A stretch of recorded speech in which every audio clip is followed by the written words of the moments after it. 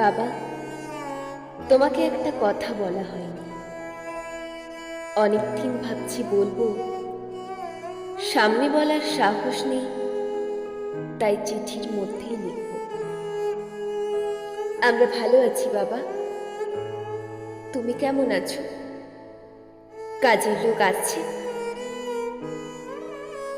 জানো তো, এই শহরটায় এখন অকাল বর্ষণ, সব কিছু যেন ভাসছে।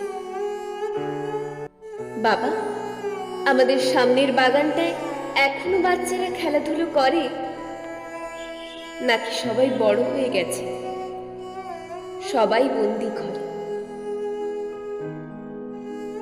বাবা, মনে আছে তোমার আঙুল ধরে দাঁড়ানো, প্রথম শুরু করি চলা?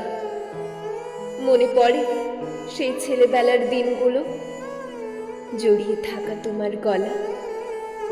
ছেলেবেলায় তুমি আমার বাহন ছিলে, কখনো বা ঘোড়া, কখনো বা হাতি।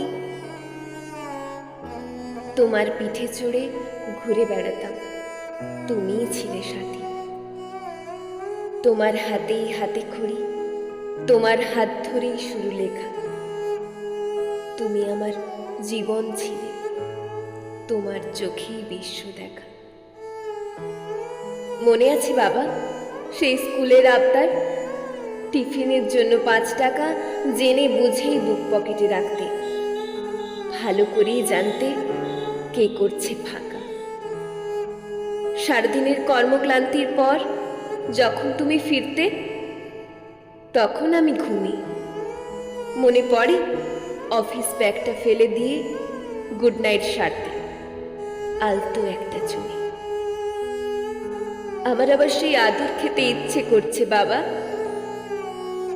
ইচ্ছে করছে তোমায় জড়িয়ে কাঁদতে। এখনো কি ভোরবেলা ওঠো তুমি তোমার গলা সাধতে? মনে আছে বাবা ছুটির দিনে সেই আবদার, আজকে কিছু চকলেট, না হলে আইসক্রিম দিতেই হবে, আজ কিন্তু রোববার। কেরানির চাকরি করেও হাসি মুখে মিটিয়েছ সকল বায়না। জানো তো বাবা, তোমার নাতিও এখন খুব বড় হয়েছে, পায় অনেক মাইনা।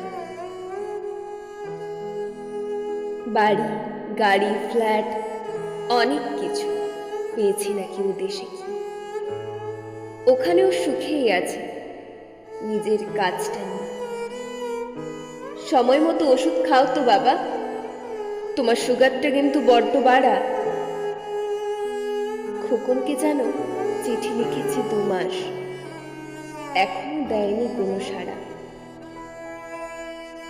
জানো তো বাবা সেদিন ডাক্তার দেখালাম, আমারও সুগার ধরা পড়ল। গিন্নি বললে বাবার মতোই রোগের বংশ ধরল। অনেকদিন পর ওর মুখে তোমার নামটা শুনে বুকটা কেমন কেমন করল। তাই চিঠি লিখছি বছর 10 পর, ভেবো অভাগা ছেলের তোমায় মনে পড়ল।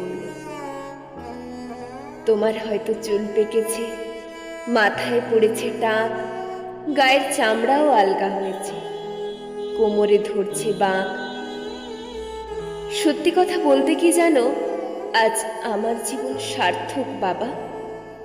তোমার ছেলে আজ তোমার মতোই শূন্যতা ঘিরে শুধু ছেলেবেলা ভাবা। এখন বুঝি আমাদের চলে আসার সময়। তোমার ওই মুচকি হাসিটার মানে, হাজার কষ্ট এড়িয়েও ওই শুকনো হাসিটা, এখন এই অভাগা বাপটাও জানে।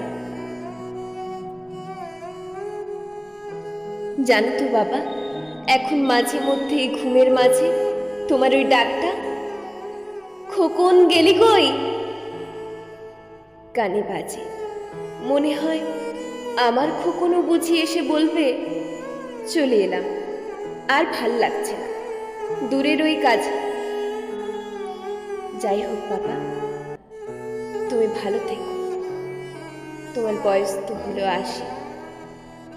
সত্যি কথা বলতে, বাবা শব্দটার মানে বোঝার পর আমি এখন তোমায় আগের থেকে অনেক ভালোবাসি। আমার করা ভুলের কোনো ক্ষমা নেই, কোনো প্রায়শ্চিত্ত নেই, জানো। কিন্তু তোমার পাওয়া কষ্ট ও শূন্যতার অর্থটা আজ আমিও জানি। যাই হোক, আর বেশি কিছু লিখছি না বাবা। সুস্থ থেকো তুমি। তোমার পথেই পথ চলা শুরু হয়েছে, তোমার মধ্যেই। আজ আমি বুঝেছি বাবা শব্দের অর্থ হলো দায়িত্ব ভরে ভালোবাসা, যার মধ্যে কোনো স্বার্থ নেই, না আছে ফিরে পাওয়ার কোনো আশা। সবশেষে এটুকুই বলি সব সন্তানেরে, আমি যে করেছি ভুল সেটা তোমরা যেন না করো কোনোদিন। তাহলে হারাবে হয়তো একুল